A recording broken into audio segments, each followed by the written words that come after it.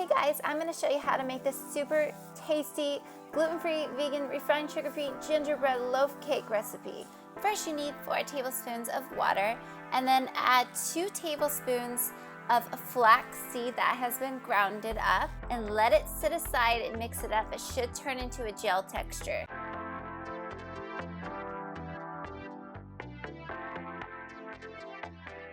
Now to a large bowl, add in 1 cup of unsweetened applesauce, 2/3 cup of coconut sugar, 3 tablespoons of molasses,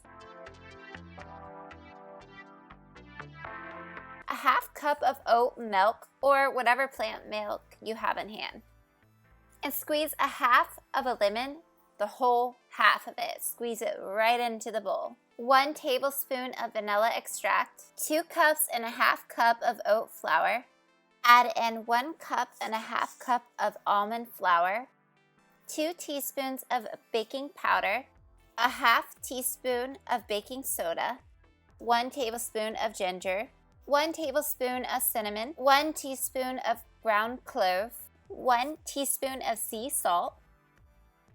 Now add your flaxseed that has been soaking in the water right in there and start mixing it up until it's fully incorporated. Keep mixing it until it resembles a smooth batter almost, and everything with the flour should be well blended together. To a 8x8 bread pan, add a little bit of oil to a paper towel and start swiping around the edges, so this will help your cake bread yumminess loaf not stick in there, and it will give it that moist flavor. And go ahead and scoop it evenly, and remember it will rise because it does have baking powder.